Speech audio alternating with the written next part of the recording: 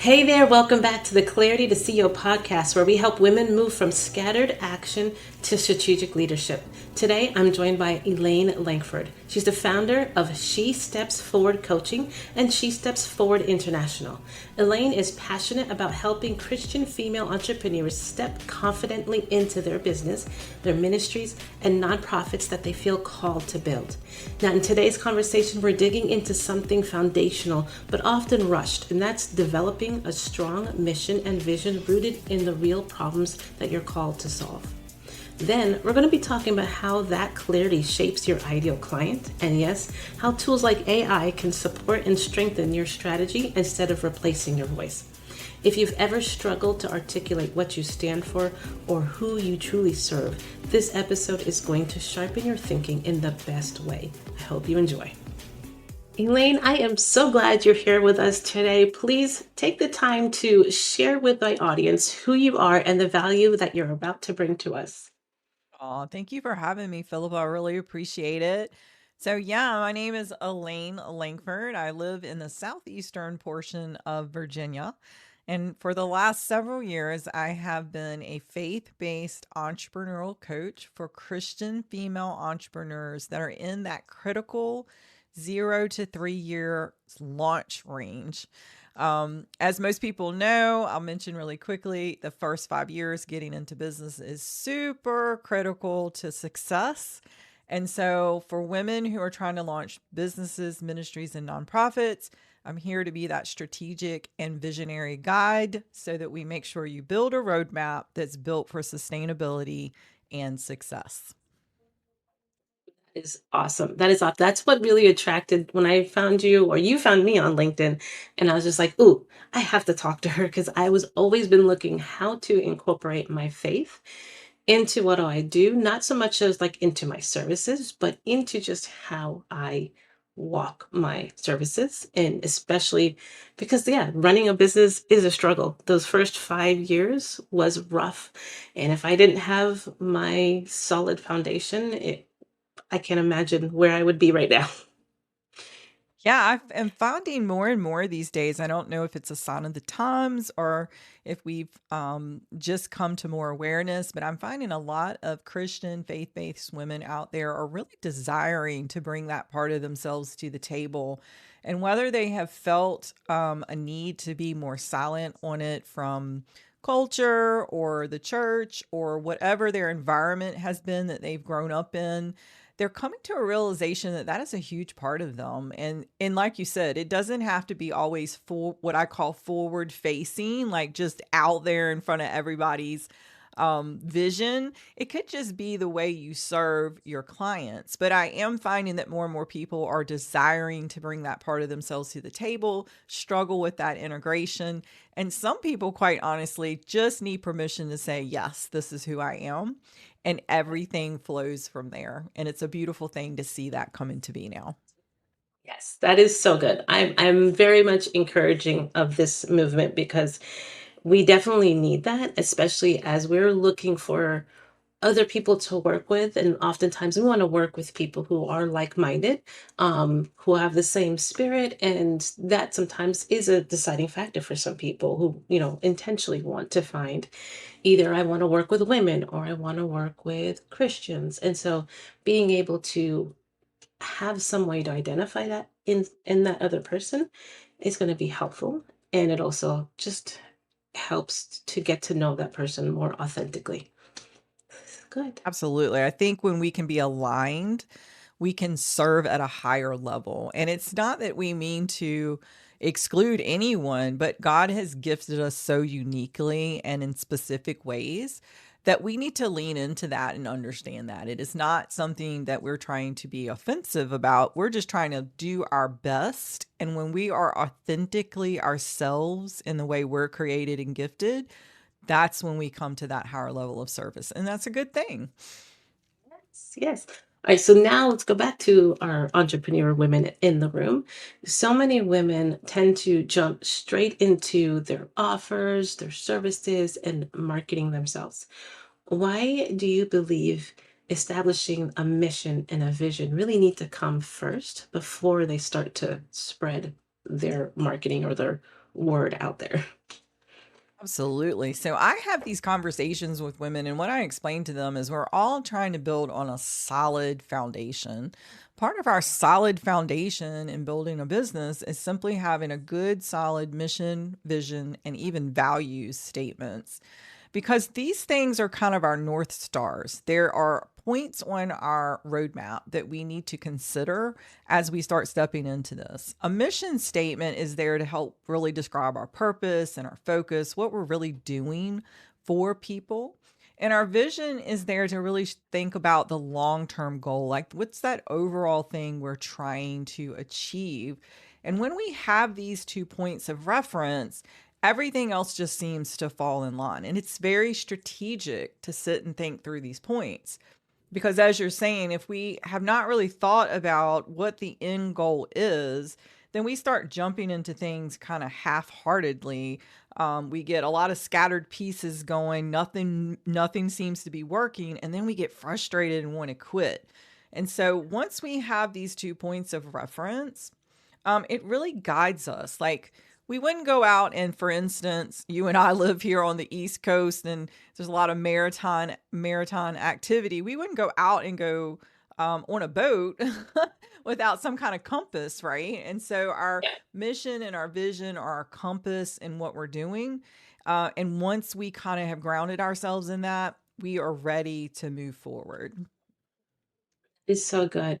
And I know I've taught and I understand that you believe too that building a mission needs to come from the problems that we're solving. So when we develop our mission statement, we need to be thinking about the problems that we're solving for our clients. So how does a woman entrepreneur identify the right problems that she's meant to solve, especially when she has multiple skills or multiple passions all at the same time?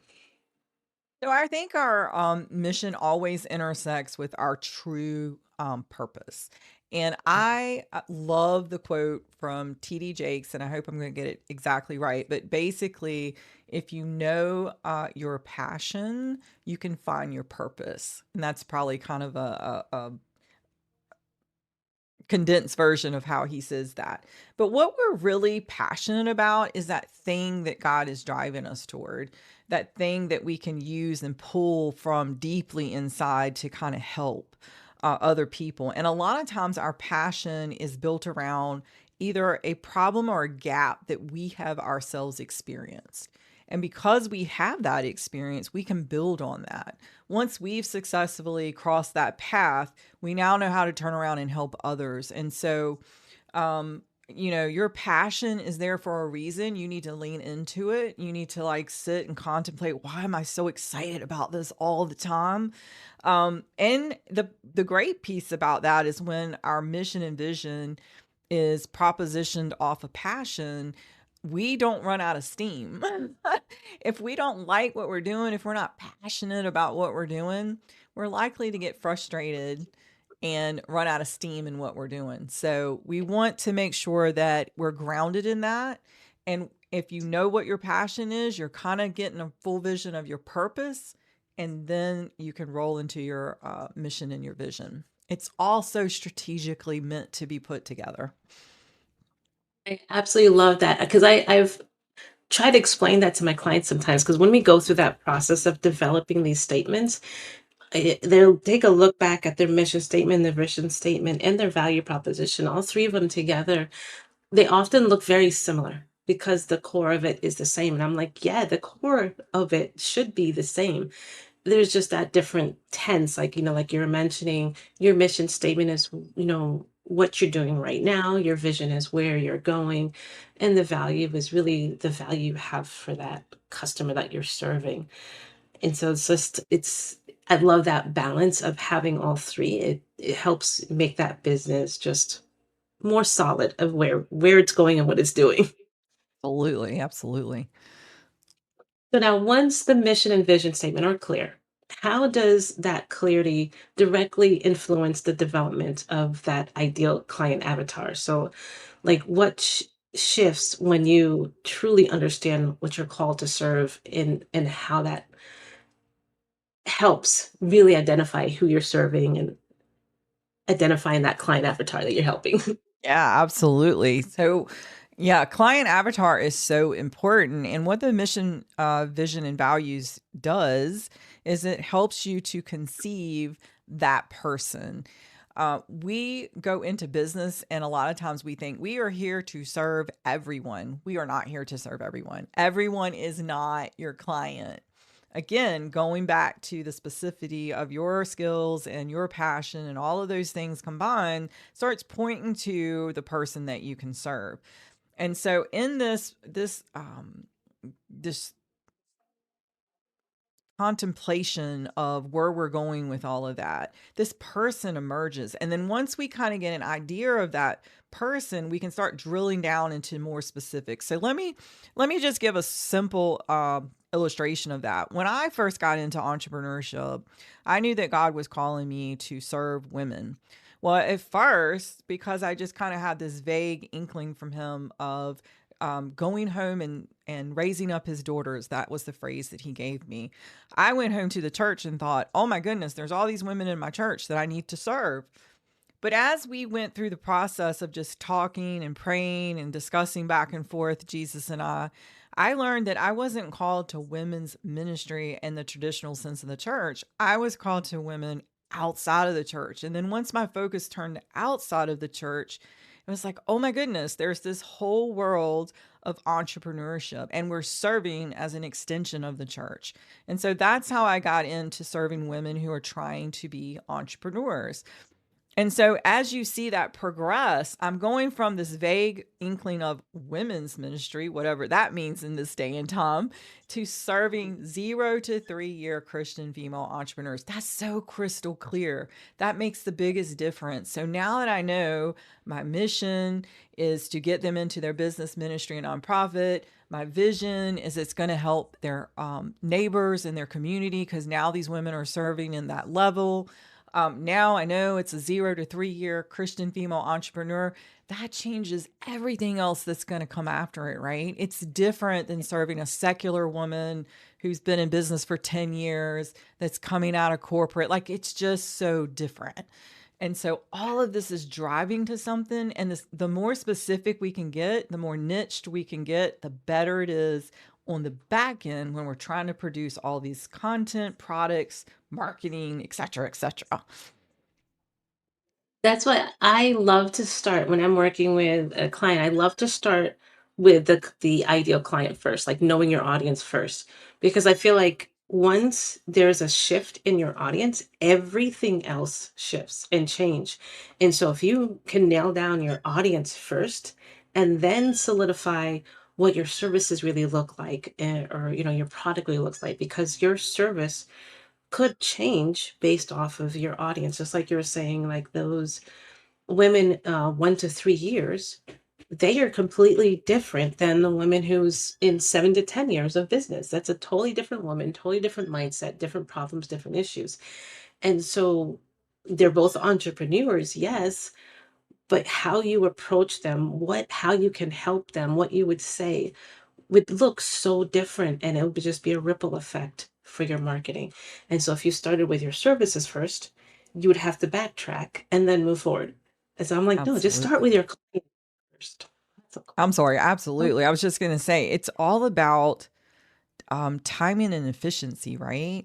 We want to be in time with who we're trying to serve, and we want to be effective and efficient. And so, yeah, all that backtracking just really eats up our time. It frustrates us. We waste resources. And that's what we want to do. If you want to be strategic and sustainable in building your business, do the foundational work. And that's what we're talking about today. So now going back to the mission statements a little bit, when many women write their mission statements, they sound really long or nice, but they often sound very generic. Like I could take somebody's mission statement and apply it to another company's mission or business, and it makes complete sense over there. And I hate that. So what are signs that a mission statement isn't aligned, and how can someone refine it to feel more authentic and powerful? So, that's such a great question because there's so much generic out there. You really want to incorporate what you've come up with for your avatar, who you're trying, what in what way you're trying to serve them. Forgive me. And you want to look at that. And this is where we can, once we've kind of drilled down on some of these things, we can use some encouragement from other people and say, hey, how does this hit you? What do you think? Does this make sense to you? What kind of questions does this bring up for you? Because when you put a generic sentence in front of someone, I guarantee you they're going to ask you questions. When it's generic, you're going to get someone who goes, I don't really understand where you're going with that. So that's one way we can kind of look at practically how to get that kind of refined. And if people are looking at you like deer in the headlights when you belt out your mission statement, it's because there's no definitiveness to it. So they don't know where to go. So if I go to someone and I say, hey, I want to serve Christian women in entrepreneurship, immediately the questions come back. Well, at what stage are you looking for? Or what types of businesses are you trying to serve? Or, you know, what is the income level of that person? Like, people will automatically start asking you questions if you're too vague. And then Okay. if you're trying to refine some of this, putting it all together, and we're going to talk about this, I know, in a minute, and using an AI tool is wonderful because then it gives you lots of alternatives and details and scenarios to look at. But you can only get out of AI what you put in it. And we'll go into that in a second.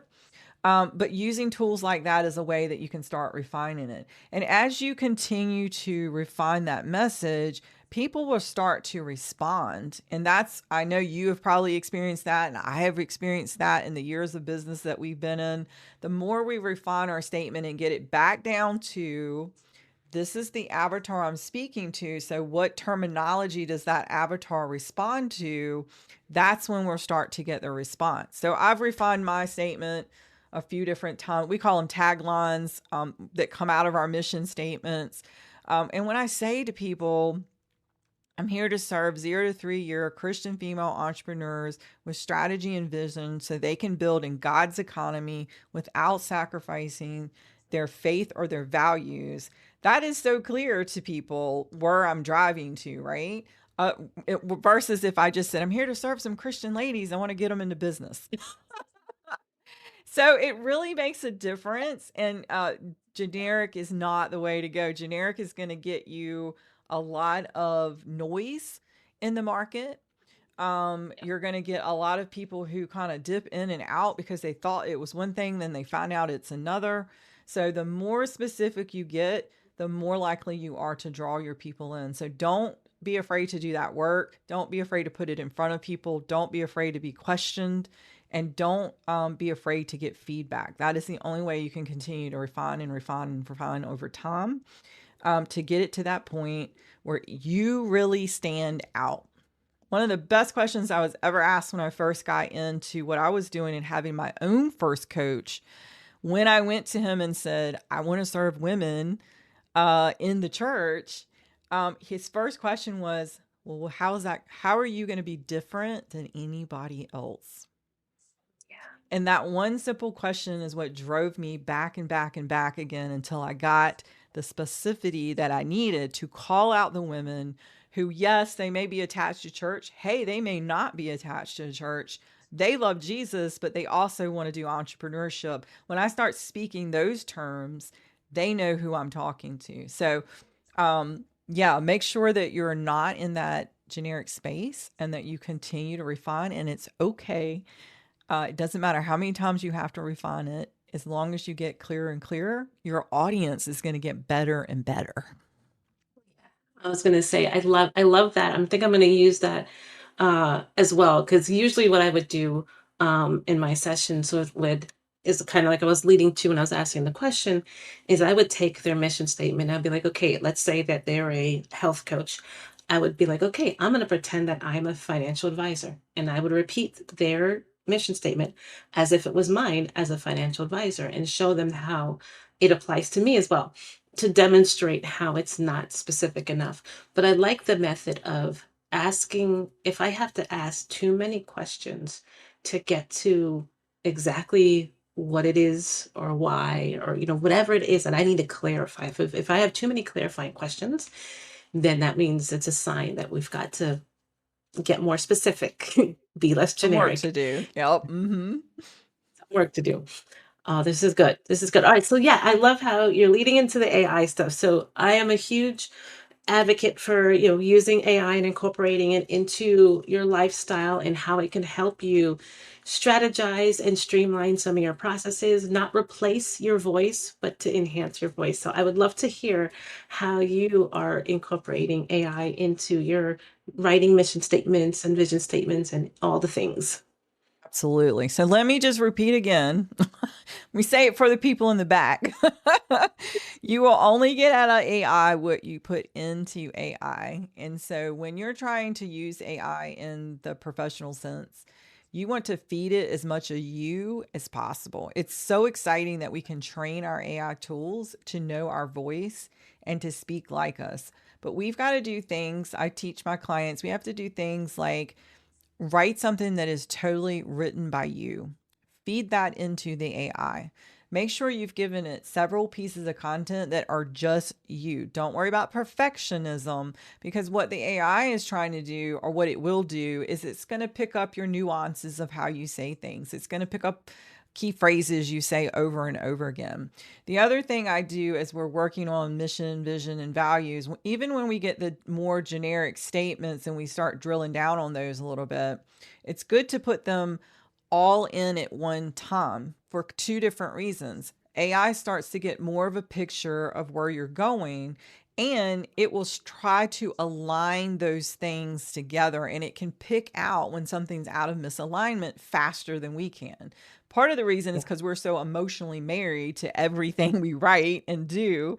But the AI is detached, and it can say, well, you said this, but it really doesn't align with this. And if you said it this way, it's better. Plus, it gives you several alternatives, and you start to see all these words and patterns, and you're like, oh, wait, that is exactly what I'm driving to. So you get this alignment when you use it. And then once you throw in your avatar, and I always, always tell people, write your avatar out for yourself. Put as much detail down as you can think of.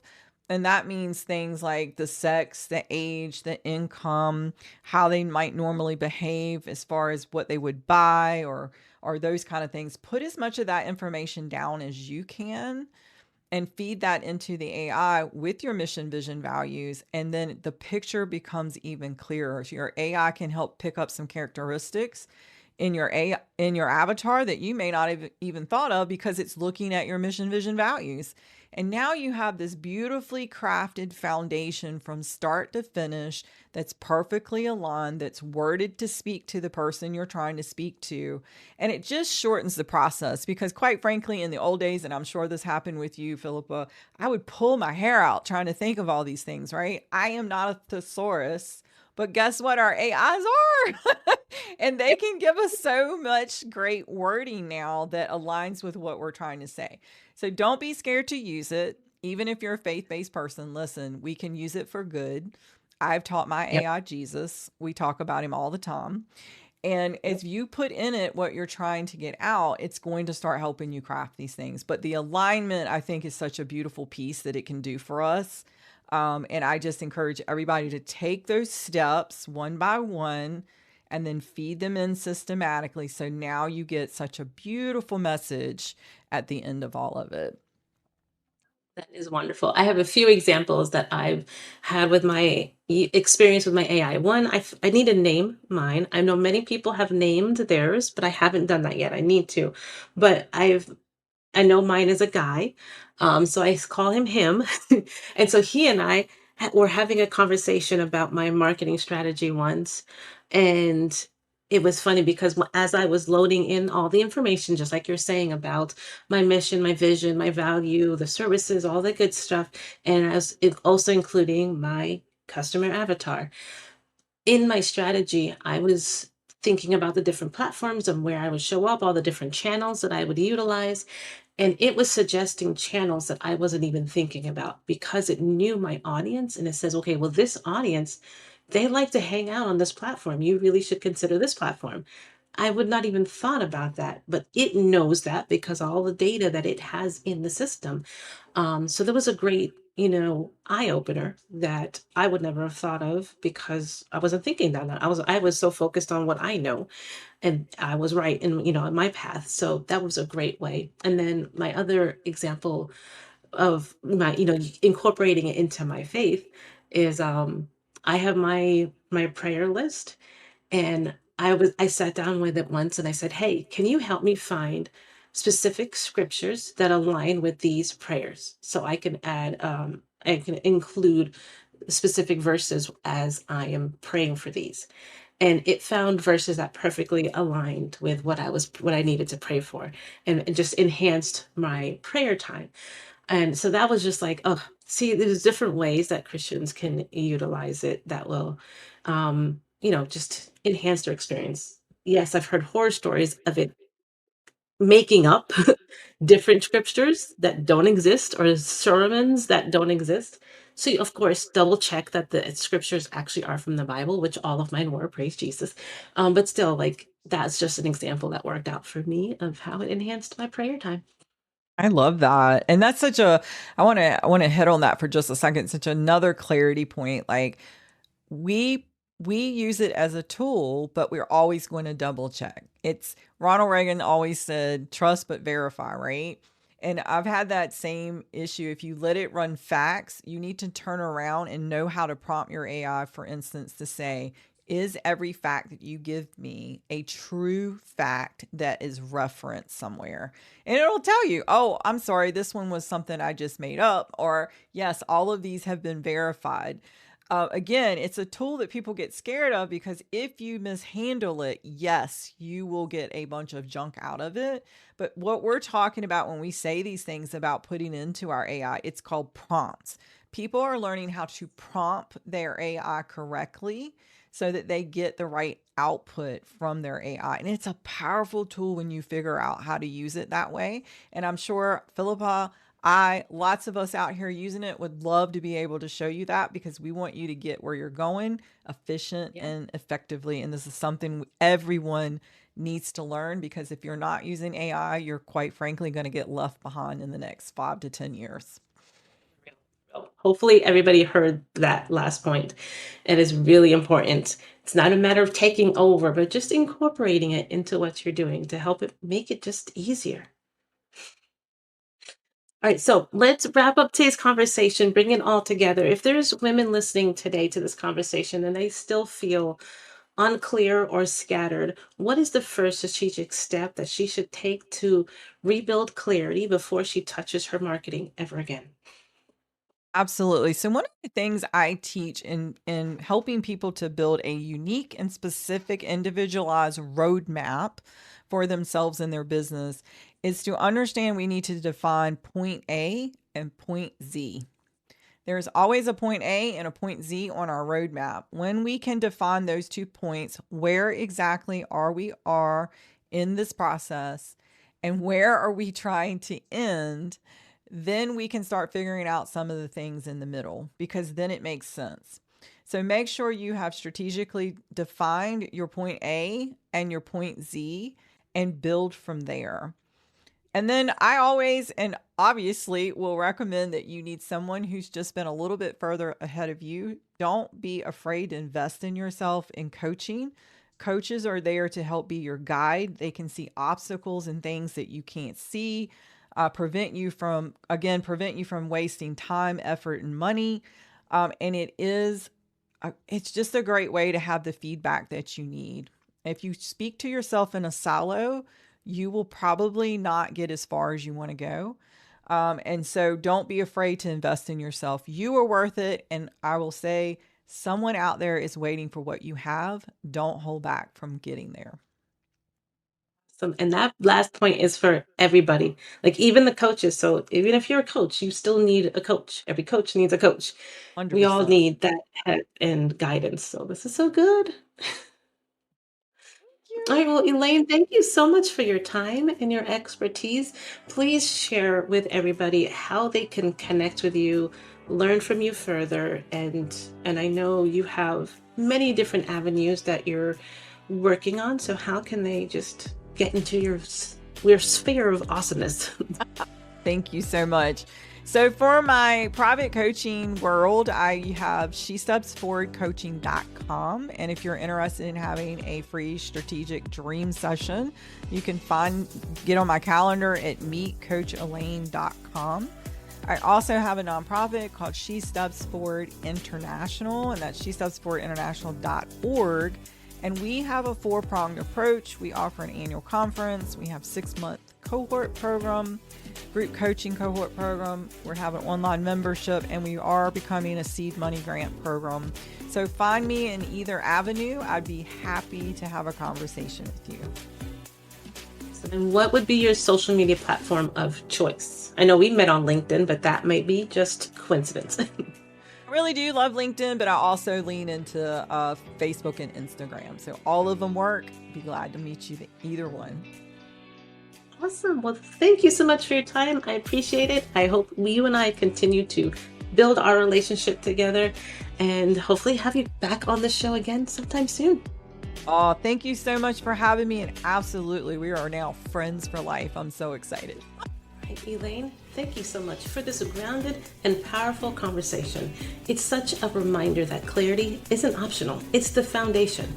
When your mission is rooted in the real problems that you solve and your vision is aligned with your calling, everything else, your marketing, your messaging, even your use of AI, becomes more strategic and intentional. If this episode resonates with you, share it with another woman building something meaningful. And as always, remember, clarity is what moves you from operator to CEO. Have a wonderful week.